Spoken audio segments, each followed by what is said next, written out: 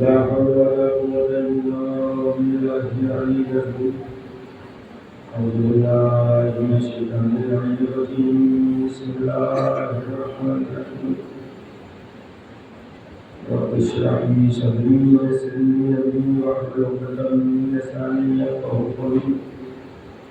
الحمد لله رب العالمين، الصلاة والسلام على سيد الأنبياء والمرسلين سيدنا وحبيب قلوبنا مولانا ومولى الأبرار جد الحسن والحسين حبيب القاسم محمد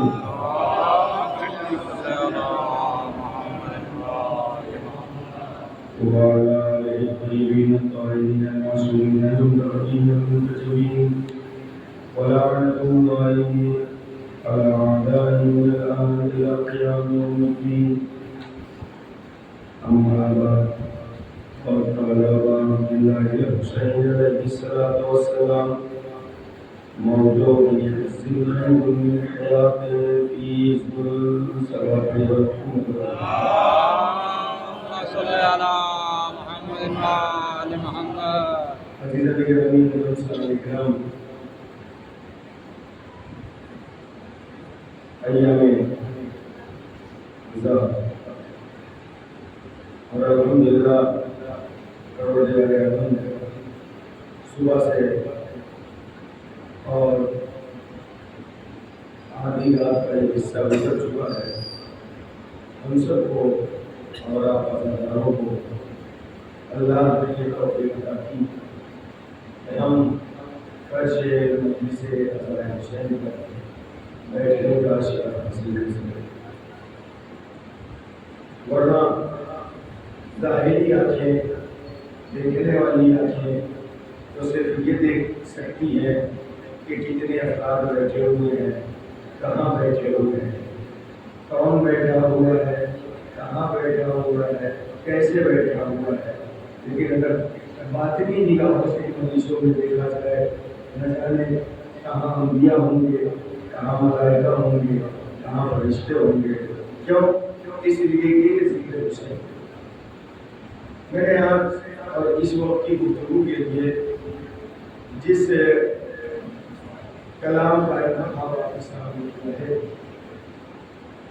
اس میں سرکار عبداللہ حسین علیہ السلام صلوات اللہ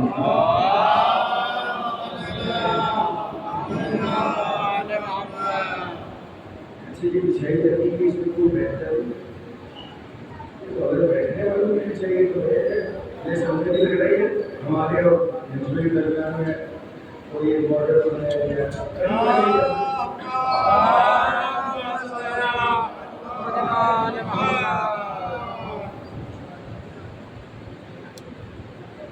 مولا حسین علیہ السلام کا ایک قول میں نے آپ کے سامنے پیش کیا ہے. بہت مشہور قول ہے.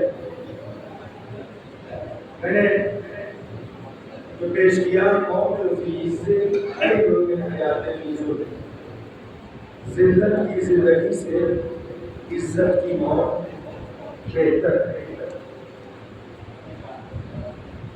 امام حسین علیہ السلام نے یہ حدیث اور یہ قول کا فرمایا. اب ذرا غور کیجیے گا. 2-3 مقامات ہیں مدینے سے لے کر کے کربلا تک کئی جگہوں پر اپنی گفتگو میں اس جملے کو بنانے الگ الگ لفظوں کے ساتھ شامل ہیں. اور جو چیزیں کہ موت فی مثل خیر من حیات فی ذل. ذلت کی زندگی سے عزت کی موت بہتر ہے. آخری بار جو بیان کیا ہے وہ میدان کربلا میں بیان کیا ہے. تو امام نے کن حالات میں بیان کیا ہے پہلے یہ نظر میں رکھنا. آخر وہ کون سے حالات پیدا ہو گئے تھے کہ جن حالات میں محسوس یہ ہونے لگا کہ اب یہ جینا ذلت کے ساتھ جینا تھا. اور اگر ایسے حالات میں موت کو گلے لگا لیا جائے تو پھر یہ ذلت کی موت نہیں ہوگی بلکہ عزت کی موت ہوگی. توجہ کیجیے گا. آخر وہ کون سے حالات آ گئے تھے اور جو لکھے گا. اگر آپ تھوڑا سا اور پیچھے چلے جائیے گا تو ہم آپ کو لے کر کے چلتے ہیں اس موقع کے لیے کہ جس وقت مولا کائنات امیر المومنین علی بن ابی طالب علیہ السلام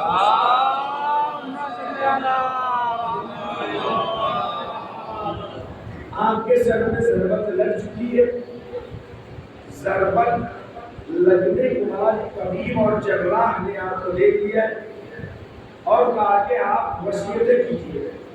آپ نے ہر ایک سے الگ الگ وصیتیں کی، کچھ عام وصیتیں کی، کچھ خاص وصیتیں کی، اور ان وصیتوں کے بعد سب کو ہٹایا، صرف دو بیٹوں کو روکا، مولا امام حسن اور امام حسین السلام. ان دونوں کو روک کر کے چند وصیتیں کرتے ہیں. ان وصیتوں میں سے وصیت کا ایک ٹکڑا یہ ہے: کونا للظالم خصما وللمظلوم عونا. تم دونوں کیا جس وقت مولا کائنات بستر پر تھے اور ان کے پاس اب وقت نہیں تھا کہ وہ پروردگار سے ملاقات کرنے جانے والے ہیں، اس دنیا سے رحلت کرنے والے ہیں، گزرنے والے ہیں، کیا ایسے وقت مولا کائنات کے اور بیٹے نہیں تھے؟ سوال. اور بیٹے ہوتے ہوئے یہ وصیت جو آپ نے کی صرف دو بیٹوں سے کی، امام حسن علیہ السلام سے اور امام حسین علیہ السلام سے.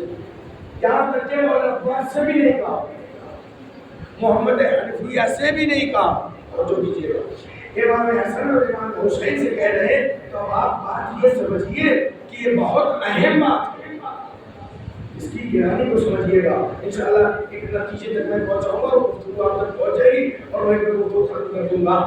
عزیزان گرامی، اب مولا نے کیا وصیت کی؟ کونا للظالم خصما وللمظلوم عونا.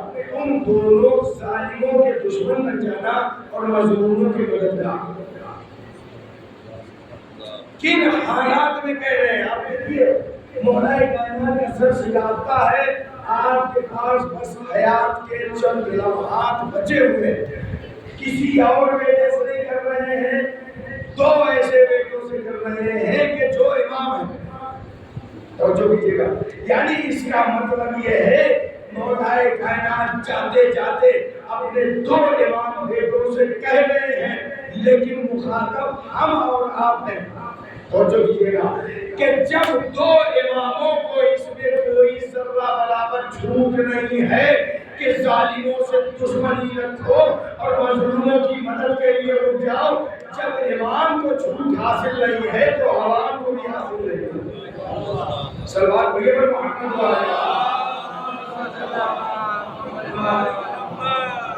تو اب اس کا مطلب یہ ہے کہ نہ ظلم کرنا ہے نہ ظلم سہنا ہے. اور جو کیجیے گا، نہ ظلم کرنا ہے نہ ظلم سہنا ہے. مولا کائنات نے اپنے بیٹوں سے کہا، بات یاد رکھیے گا، موت فی عزت خیر من حیات فی ظلم. ذلت کی زندگی سے عزت کی موت بہتر ہے. آخر کب ذلت کی زندگی ہو جاتی ہے؟ جب ظالموں کی مدد کی جائے اور مظلوموں کی مدد سے ہاتھ کو کھینچ لیا جائے.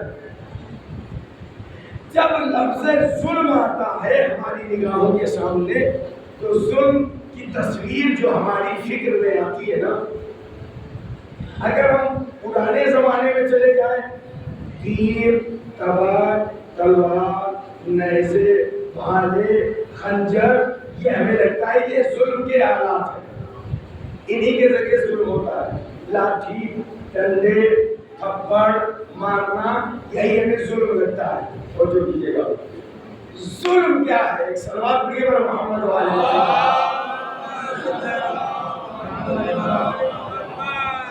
ظلم یہ نہیں ہے کہ کسی کو مار دو، ڈانٹ دو، ڈپٹ دو، کسی کو دبا لے جاؤ، یہ ظلم ہے نہیں. یہ بھی ظلم ہے لیکن یہی ظلم نہیں ہے. ظلم کیا ہے؟ دیکھیے، ہر چیز کل شیء یعرف بأصطادها، ہر چیز اپنے اپوزٹ سے پہچانی جاتی ہے. اس کے اپوزٹ کو پہچان لو. دن کا اپوزٹ رات، رات کا اپوزٹ دن، دونوں کو اگر سمجھنا ہے تو ایک دوسرے کے مخالف کو سمجھیے. ہمیں سمجھنا ہے ظلم، تو ظلم کا اپوزٹ کیا ہے؟ جس وقت وہ سمجھ میں آ جائے گا نا اس وقت جو ہے ہمیں بات واضح ہو جائے گی. ظلم کا مخالف اور ظلم کی ضد، ظلم کا اپوزٹ جو بیان کیا گیا ہے وہ ہے عدل. اور جو کیجیے گا ظلم کا اپوزٹ جو ہے وہ کیا ہے؟ عدل. یعنی جہاں ظلم ہے وہاں عدالت نہیں، جہاں عدالت ہے وہاں ظلم نہیں. اب دونوں کی جو تعریف بیان کی گئی ہے، عدل کی تعریف بیان کی گئی ہے وضع شیء علی محلہ، جو چیز جس جگہ کی ہے وہ وہیں پہ دکھائی دے تو وہ عدل ہے. مثال ایگزامپل دے دو آسانی سے بچے بھی سمجھ جائے. عدالت کسے کہتے ہیں؟ عدل کسے کہتے ہیں؟ یہ بتائیے یہ مائک جہاں ہے ابھی یہ صحیح ہے یا ممبر کے پیچھے لگایا جائے؟ یہ اس سے اچھی ایگزامپل میں نہیں دے سکتا، سامنے کی مثال ہے. مائک کا حق یہ ہے کہ بولنے والے کے سامنے رکھا جائے. اور جو کیجیے گا اگر اسے بولنے والے کے سامنے سے ہٹا دیا جائے تو یہ کہلائے گا ظلم.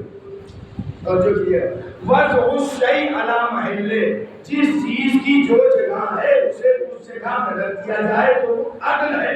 اگر وہ اپنی جگہ پہ نہیں ہے تو وہ ظلم ہے. توجہ کیجیے گا، آپ عدالت کو سمجھ لیجیے، ہم ہی تو عدالت کے ماننے والے ہیں. بھیا آپ ذرا غور کیجیے، دین کو جو ڈیوائڈ کیا گیا ہے ہمارے ہاں، دین کو جو بیان کیا گیا ہے دو حصوں میں بیان کیا گیا ہے. دین کے ایک حصے کا نام ہے اصول، دوسرے کا نام ہے فروع. اصول دین کتنے ہیں؟ 5. کتنے؟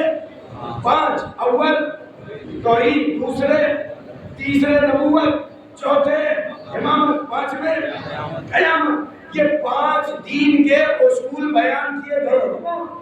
آپ نے غور کیا ان 5 اصول میں آپ غور کیجیے. اور بقیہ امت مسلمہ کے جو فرقے ہیں، توحید ہے اصول دین میں، توحید ہے، عدل نہیں، نبوت ہے، امامت نہیں. غور کیجیے گا، میں ایک نقطے کی طرف لے کر کے جا رہا ہوں. توحید کے بعد جہاں عدالت نہیں وہاں نبوت تو ملے گی لیکن لوگوں کی اپنی جیسی.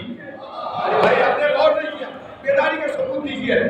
عدالت کے ہٹنے کا نتیجہ یہی ہوا. اگر توحید کے بعد عدالت کو ہٹا لیا جائے تو نبی اپنے جیسا نظر آنے لگتا ہے. صلوات پڑھیے گا محمد. یہ اللہ کی عدالت کا تقاضا ہے کہ نبیوں میں اس آخری نبی کو، اور جو کیجیے گا اس آخری نبی کو سید الانبیاء بنایا. اور جو سید الانبیاء بنایا یعنی نبیوں کے برابر نہیں بنایا، نبیوں کے جیسا نہیں بنایا. لیکن کیا کہا جائے کہ مسلمان جو نبی نبیوں جیسا نہیں، مسلمان اپنے جیسا کہہ رہا ہے. صلوات پڑھیے پر محمد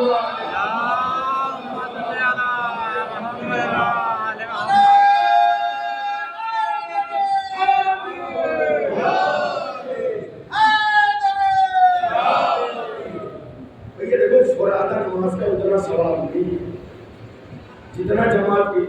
اور نماز جماعت میں شرط یہ بھی ہے کہ فاصلہ نہیں ہونا چاہیے. کہ جماعت سے مجلس سن رہے ہو فرادہ سے بھائی ایک ایک دو دو ادھر بیٹھے تھوڑی دیر کی بات ہے، اور لمبی مجلس نہیں ہوئی کھڑا ہوگی.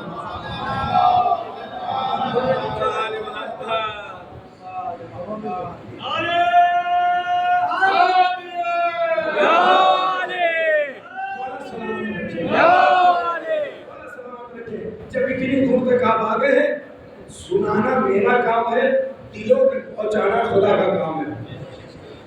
میں ان باتوں کو پہنچا رہا ہوں۔ اصول دین 5 نتیجہ دیکھا آپ نے، توحید کے بعد عدل ہٹی تو نبی اپنے جیسا نظر آنے لگا۔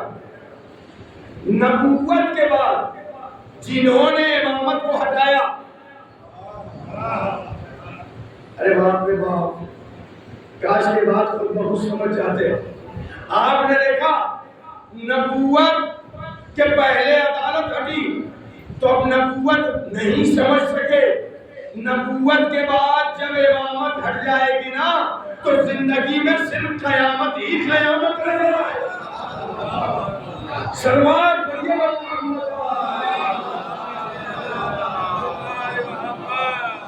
تو یہ ہے دین۔ دین میں ہمارے عقیدے کے مطابق عدالت کی حیثیت ہے۔ اب ادھر سے واپس آئیے، قیامت اس وقت تک نہیں سمجھ میں آئے گی جب تک امامت میں عقیدہ نہیں ہوگا۔ امامت اس وقت تک نہیں سمجھ میں آئے گی جب تک نبی کو نہیں سمجھ سکے ہوں گے صحیح طریقے سے۔ نبوت اس وقت تک سمجھ میں نہیں آئے گی جب تک عدالت پہ یقین نہیں ہوگا۔ عدالت اس وقت تک سمجھ میں نہیں آئے گی جب تک توحید پہ عقیدہ صحیح نہیں ہوگا۔ یعنی اللہ پہ جن کی اللہ کی عدالت پہ جن کا عقیدہ صحیح نہیں ہے ان کی توحید بھی صحیح نہیں ہے۔ بھیا میں اپنی جیب سے کچھ نہیں کہہ رہا ہوں، جن کا عقیدہ توحید صحیح نہیں ہے ان کے یہاں عدالت نہیں ہے۔ اگر عدالت ہوتی جیسے وہ خدا کے قائل ہیں، خدا کے جسم کے قائل نہ ہوتے۔ ارے بھیا خدا کے جسم کے ہونے کے قائل کا خدا کے جسم کے قائل ہم نے کب مانا خدا کا جسم؟ میں نے کہا کبھی نہیں مانا، لیکن جب جہنم کا پیٹ نہیں بھرا جسم کا ایک حصہ پیٹ کو مان لیا۔ سلوات پڑھیے محمد آدھی رات میں مجلس پڑھوا لینا یہ کمال نہیں ہے، مجلس سمجھ لینا یہ کمال ہے۔ سلوات پڑھیے محمد ذرا غور کیجیے گا، یعنی یہ توحید کیوں نہیں سمجھ میں آئی؟ اچھا چھوٹے بچوں کے لیے میں سمجھا دوں کہ اللہ کا جسم کیوں نہیں ہو سکتا، اللہ کے ہاتھ پیر کیوں نہیں ہو سکتے؟ ہو سکتا ہے کہ کوئی مولائی ہو یہاں مجھ سے زیادہ پڑھا لکھا تو وہ کہہ سکتا ہے نہیں اللہ کے ہاتھ بھی ہے، اللہ کے ہاتھ بھی ہے نا، کہہ سکتا ہے اللہ کے چہرہ بھی ہے۔ ہم تو قرآن سے ثابت کر دیں گے، لفظ قرآن کو بتا سکتا ہے کہ اس کے معنی کیا ہے۔ خود لفظ قرآن کے عمل کے اعتبار سے اس کے لفظی طریقے سے معنی کیا ہے۔ مجلسوں کا سنا سنایا نہیں، اپنا پڑھا پڑھایا ہوتا ہے، اگر زیادہ ہے سمجھتا۔ اب ذرا سنیے گا یہاں سے ایک سلوات پڑھیے محمد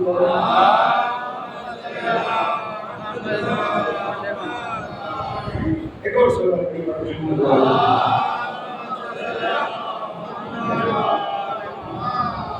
اب ذرا غور کیجیے گا، اللہ کا جسم کیوں نہیں ہے اور کیوں نہیں ہو سکتا؟ توجہ،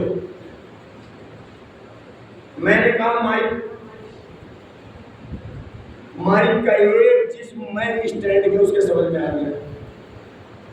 اب میں نے انگلی رکھی کہ یہ اسٹینڈ ہے، بھائی اس کا کوئی جسم تھا تبھی تو میں نے انگلی رکھی۔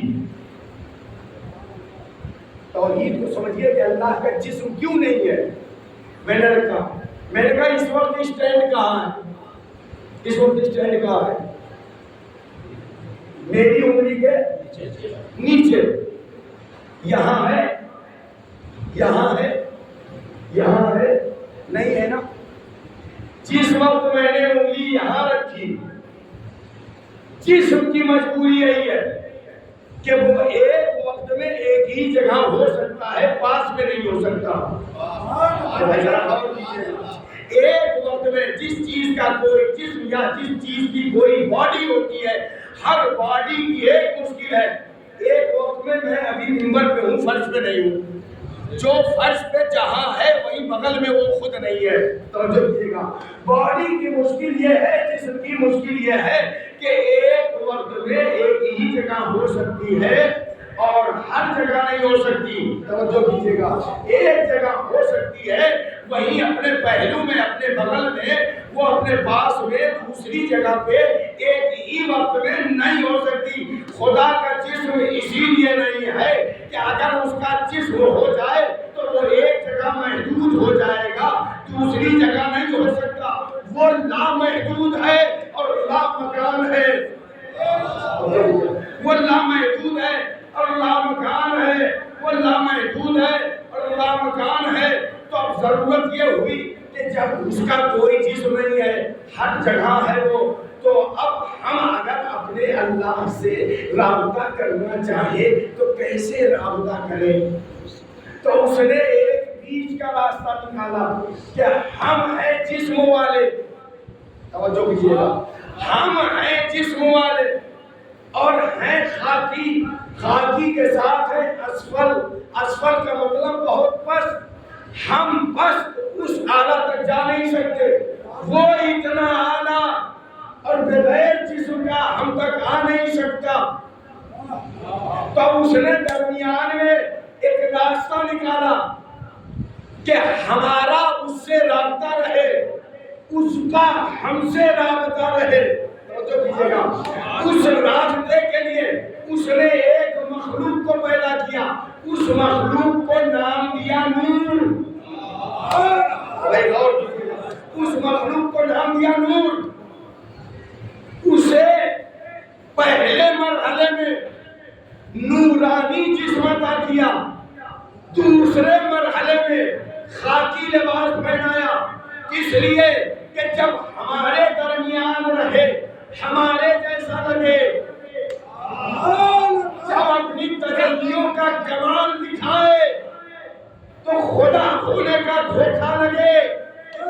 کہا بس یہ سمجھنے کے لیے کہ وہ خدا نہیں ہے, ان سے سجدہ کروا دیا گیا. صلوات پر محمد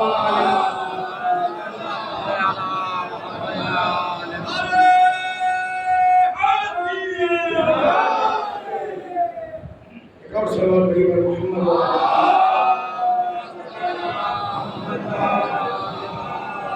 آپ سمجھیں کہ عدالت کی ضروری ہے. عدالت اگر نہیں ہے تو خدا سمجھ میں نہیں آئے گا. عدالت کے مقابلے میں کیا ہے؟ ظلم. یعنی جو چیز اپنی جگہ نہیں ہے تو وہ ظلم ہے. مولا کے چاہنے والے ہم لوگ ہیں. ہماری جگہ مجلسوں کے وقت کہاں؟ کچھ باتیں اپنے مزاج کی بھی کہتا چلا جاؤں. مجلس ہو رہی ہے, ہم گھر سے تو نکلے ہیں لیکن مجلس میں نہیں ہے. یہ عدالت ہے یا ظلم ہے؟ کس کے ساتھ ہے؟ اسی چیز کو تو دعائے کمیل میں مولا متقیان امیر المومنین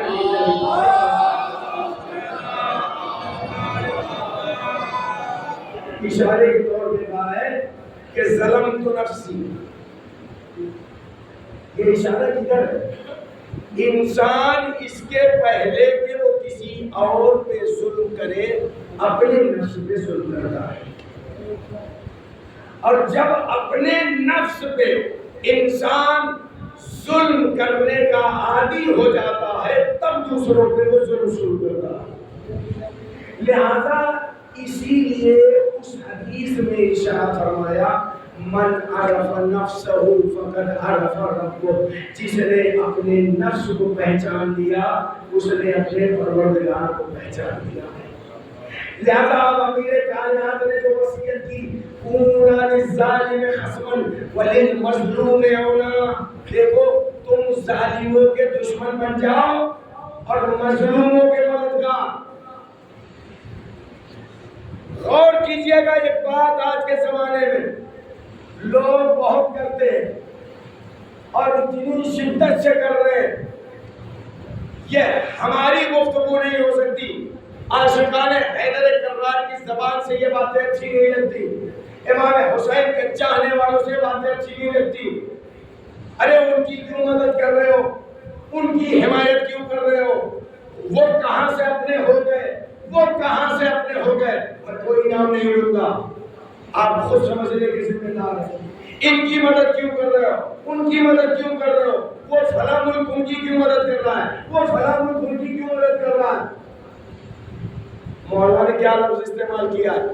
کونا للظالم خصما، ظالم کے دشمن بن جاؤ، وللمظلوم اونا، مظلوم کے مددگار. نہ ظالم کے ساتھ کوئی کاسٹ بتائی، کون سا ظالم؟ نہ مظلوم کے ساتھ کوئی کاسٹ بتائی کہ تمہارا ماننے والا ہو یا نہ ماننے والا ہو. اگر اس بات کا یقین نہ ہو رہا ہو کہ ماننے والا کہ نہ ماننے والا، اگر یہی بات ہوتی کہ مظلوموں کی مدد مت کرو، اور جو بھیجے گا مظلوموں کی مدد نہ کرو، مظلوموں کی مدد نہ کرو، توجہ کیجیے گا. اگر یہی بات ہوتی کہ مظلوم اگر اپنی قوم کا نہیں ہے تو اس کی مدد نہ کرو، اگر یہی بات ہوتی، چھٹے امام امام جعفر صادق علیہ السلام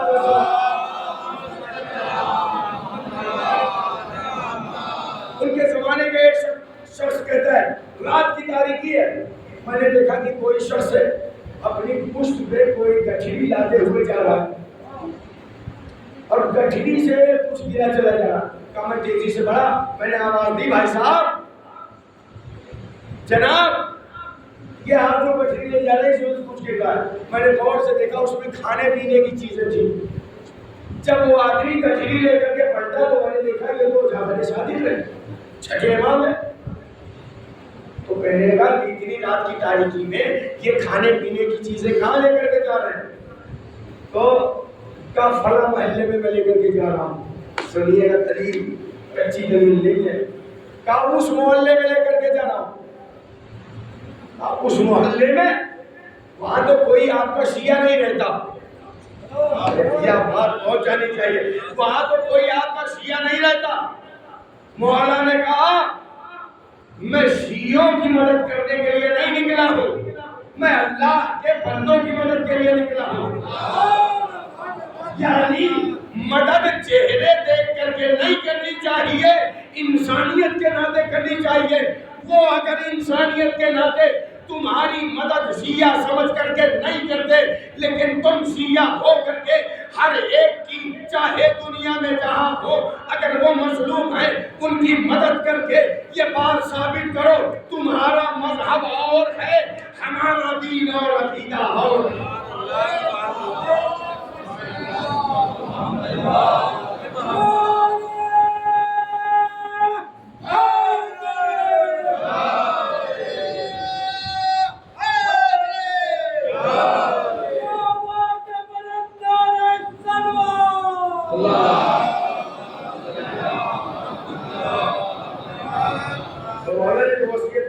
ان دو امام بیٹوں سے وصیت کی ہے خاص طور سے تاکہ اس کی اہمیت لوگوں کو پتہ چلے کہ ہر زمانے ہر وقت میں چہرہ دیکھنا، نسل نہ دیکھنا، کاسٹ دیکھنا کہ ہم سیدوں میں سے ہے، شیخوں میں سے ہے، اونچے میں سے ہے کہ نیچے میں سے ہے، چھوٹے میں سے ہے کہ بڑے میں سے ہے، غریب میں سے ہے کہ امیر میں سے ہے، زمینداروں میں سے ہے کہ نوابوں میں سے ہے، کس میں سے ہے.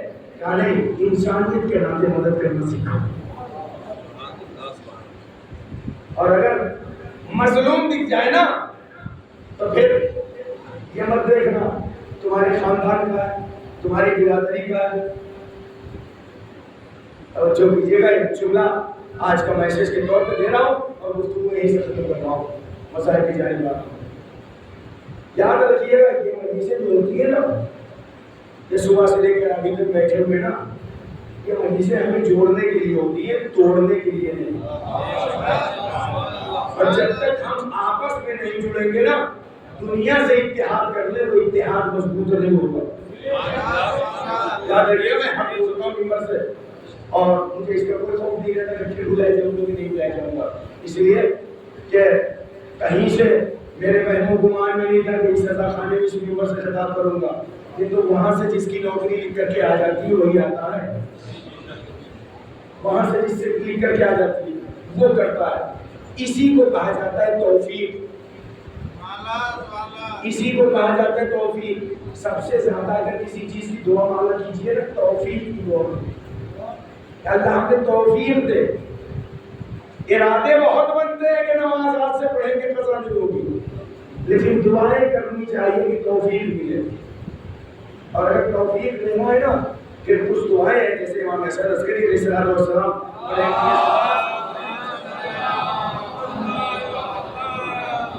اللہم ارزقنا توفیق الطاعہ، خدایا ہمیں رزق عطا فرما. کون سا رزق؟ یہ لفظ رزق آ جاتا ہے نا اور تو بس اسی میں پھنس جاتے ہیں کہ رزق یہی ہے. اللہم ارزقنا توفیق الطاعہ، خدایا ہمیں رزق عطا فرما. کون سے رزق؟ توفیق الطاعہ، اطاعت کی توفیق کا رزق عطا فرما. وہ بعد المعصیہ، گناہوں سے دوری کی توفیق عطا فرما. وصدق النیہ، ہماری نیتوں میں صداقت کی توفیق عطا فرما. یہ ہمارے جملے نہیں ہیں، اماموں کی دعاؤں کے جملے ہیں. دعائیں پڑھا کیجئے تو ایک آدھ بار کبھی کبھی ترجمہ بھی پڑھ لیا کیجئے تاکہ اس سے محسوس ہو سکے دعاؤں سے. تو میں یہ کہہ رہا تھا یہ مجلسیں ہمیں جوڑنے کے لیے ہیں، توڑنے کے لیے نہیں. اور یہ بھی یاد رکھیے گا، ابھی بھی یاد سے آج کے بعد ابھی بھی دن بچے ہوئے ہیں ایام اعضا کے. اب جب مجلسوں میں جائیے گا نا نیت کر کے جائیے گا، وضو کر کے جائیے گا. ہم صرف مجلس امام حسین میں جا رہے ہیں، چہرہ دیکھ کر کے نہیں جا رہے کہ آج بڑے نیا کی مجلس ہے تو ان کی آنا ضروری ہے. آج فلاں صاحب کیا کی مجلس ہے تو ہم ان کے یہاں جائیں گے. آج اپنی برادری کی مجلس ہے، آج اپنے خاندان کی مجلس ہے. مجلس کسی کے باپ دادے کی نہیں ہوتی، مجلس ہوتی صرف حسین کی ہے. اگر مجلسوں میں جائیے تو اس پیغام کو یاد رکھیے گا، اس پیغام کو یاد رکھیے گا. آخری بات کہہ رہا ہوں، اس پیغام کو یاد رکھیے گا آخری مجمع تک. مجلسوں میں جائیے گا کبھی یہ نہ سوچیے گا کہ مجلسوں میں جا رہے ہیں برادری کرنے کے لیے. یاد رکھیے گا مجلسیں برادری کرنے کے لیے نہیں ہے، مجلسیں برابری کرنے کے لیے. اگر مجلسیں برادری کرنے کے لیے ہوتی تو سید کی برادری کرنے کے لیے سید آتا، شیخ کی برادری کے لیے شیخ آتا، امیر کے لیے امیر آتا، غریب کے لیے غریب آتا. لیکن مجلسیں برادری کے لیے نہیں، برابری کے لیے. حسین نے کل بھی ایک صف میں کربلا میں ہر ایک کو لا کر کے کھڑا کر دیا. جہاں جون تھے وہیں اکبر کو رکھا، جہاں اکبر کا سر وہیں جون کا سر، تاکہ کل دنیا میں کوئی انگلی نہ اٹھا سکے. اپنا بیٹا تھا تو کلیجے سے لگایا، جو غلام تھا تو زانو پہ رکھا. سلوات پڑھیے محمد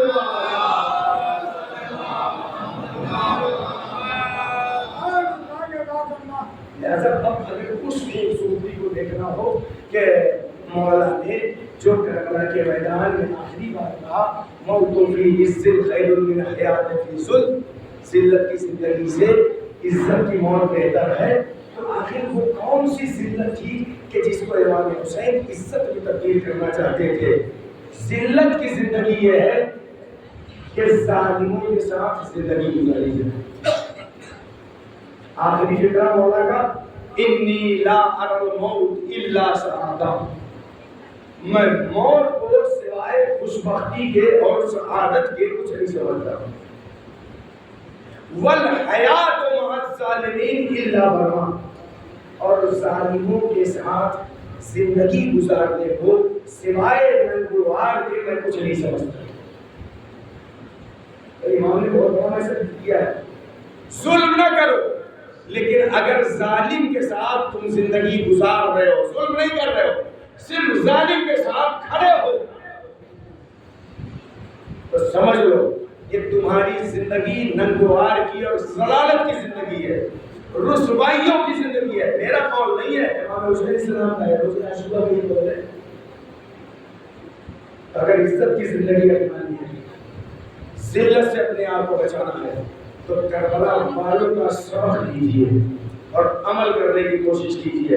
ہمیں اتنی عمر ہو گئی، ہو سکتا ہے ہم میں سے کوئی بولا کہے کہ اب تو ہماری عمر ہو گئی، اب ہم کیا سیکھیں گے؟ تو حبیب کا جذبہ لے لو، جوان اگر کہے کہ اب ہم کیا سیکھیں، ابھی تو ہماری عمر ہی کیا ہے، تو اکبر سے جذبہ لے لو۔ نوجوان اگر کہے کہ ہمارے اندر کہاں جذبہ، تو اس کے لیے مثال مل جائیں گے، اور محمد مل جائیں گے، آپ کو جناب قاسم مل جائیں گے۔ اور بھی جذبہ، تو اس جذبے کا ذرا خیال کیجئے۔ سخت سے سخت حالات میں ہمارے وہاں کے بچوں کو ماحول یہ ہے، ابھی ہم پہ تو واجب ہی نہیں، ہم جائیں یا نہ جائیں نماز پڑھنے کے لیے، لیکن ایک طرف تلوار لٹک رہی ہو اور دو ننھے سے ننھے بچے ایسی جگہ پہ اور ایسے ماحول میں جہاں ہاتھ جوڑنا چاہیے تھا، جہاں کی معافی مانگنا چاہیے تھا، لیکن وہ مسلم کے دونوں بچے کھڑے ہو جاتے ہیں اور کہتے ہیں کہ ہمیں کیا چاہیے، 2 رکعت نماز کی اجازت، 2 رکعت نماز کی اجازت مانگتے ہیں۔ یہ جانتے ہیں مسلم کے ننھے ننھے بچوں نے ہمیں ایک پیغام دیا ہے۔ کون سا پیغام؟ ختم ہو گئے نبی سمجھ کے، جزاک اللہ خیر جزا، خدا آپ کو کوئی غم نہ دے سوائے بندیان محمد کے۔ حقیقت ہم 2-3 مجلسوں میں تھک جاتے ہیں، خدا آپ لوگوں کے جذبوں کو اور آپ لوگوں کے اس عزاداری کو خدا قائم و دائم رکھے اور حوصلے کو بڑھائے، آپ سب کو ہر آفت و مصیبت سے بچائے۔ صبح سے لے کر کے آدھی رات ہو گئی، پھر صبح سے نماز کے بعد سے یہ سلسلہ جاری ہو جائے گا، لیکن کم سے کم جب آپ بستر پہ جاتے ہو گے نا، یہاں سے جو لوگ صبح سے مجلسوں میں آئے ہیں، ابھی جب بستر پہ جائیں گے اپنے آپ کو تھکا ہوا محسوس کریں گے۔ ہم 10 دن سے تھکاوٹ کا محسوس کر سکتے ہیں، لیکن کربلا والوں کی تھکاوٹوں کا ذرا احساس کیجئے، اس وقت سمجھ میں آئے گا کہ 35 برس تک سید سجاد اپنے بابا کو کیسے ہوتے رہے۔ ان کی تھکاوٹوں کا ذرا احساس کیجئے کہ کربلا سے کوفہ سے شام، شام سے کربلا، کربلا سے مدینے تک کا جو سفر، اتنا لمبا سفر ان مصیبتوں اور ان مصیبت کے ساتھ انجام دیا ہے، اس سفر کو سید سجاد کیسے بھول سکتا ہے؟ اللہ اکبر۔ جناب مسلم کے 4 بچے تھے، 2 بچے ماں کو سونپ چلے، 2 بچے، بس چند جملے ہیں اسی میں گفتگو ختم ہو گئی کہ جناب مسلم کے 4 بچے تھے، 2 بچے ماں کے ساتھ کربلا گئے، 2 بچے باپ کے ساتھ کوفے آئے تھے۔ جناب مسلم کی شہادت کے بعد ان بچوں کو حوالے جس کے کیا گیا تھا پہنچا دیا جائے، لیکن اس نے راستہ دکھایا، بچے بھٹکتے ہوئے پھر اسی شہر میں آ گئے۔ اللہ اکبر۔ اور پھر اسی شہر میں بھٹکتے بھٹکتے زندان میں قید ہو گئے۔ اللہ اکبر۔ جناب مسلم کی شہادت کے بعد بچے زندان میں ہے، صرف اتنا پتا ہے کہ بابا مارا گیا، ماں کی خبر نہیں، کوئی بھائیوں کی کوئی خبر نہیں، ماموں کی کوئی خبر نہیں، اللہ اکبر، کسی کی کوئی خبر نہیں۔ اور وہ ہر ماں ہے کہ ماں اپنے 2 بچوں کو ساتھ میں لے کر کے آئی تھی، وہ اجڑی ہوئی ماں بیوہ مسلم جب اسیروں کے ساتھ گرفتار ہو کر کے جب کربلا سے کوفے میں لائی گئی، دروازے شہر میں جیسے ہی قافلے کو اسیروں کو روکا گیا، ایک دفعہ بیوہ مسلم کی نگاہ دارالامارہ پر پڑی، جہاں مسلم کا بدن لٹکایا ہوا تھا۔ ایک دفعہ جیسے ہی بیوہ مسلم کی نگاہ لاشے مسلم پہ پڑی، ہاتھوں کو جوڑ کر کے عرض کیا، اے میرے والی و وارث، تمہاری شہادت کی خبر تو مجھے مل گئی تھی، لیکن اتنا بتا دوں، میں تمہیں پہلے خبر دیے دیتی ہوں کہ اپنی 2 امانتیں تم نے میرے حوالے کی تھی، لیکن تمہارا آقا کربلا میرے کو بنا دیا تھا۔ ارے ہم نے دونوں بچوں کو تمہارے اپنے آقا میں قربان کر دیا، لیکن وہ 2 بچے جو یہاں تمہارے ساتھ آئے تھے، ارے ان کی مجھے کوئی خبر نہیں، عجب نہیں کہ لاشے مسلم کا کرتا ہو۔ اے بچوں کی ماں، اے میرے بیوہ، اے عباس کی بہن، ارے وہ دونوں بچے یہی زندان میں ہیں، جب چھوٹیں گے، راستہ بھٹکیں گے، پھر گرفتار کیے جائیں گے، نہر کے کنارے دونوں ذبح کیے جائیں گے، دونوں کا لاشا نہر کے حوالے کیا جائے گا، دونوں لاشیں آپس میں لپٹ کر گریا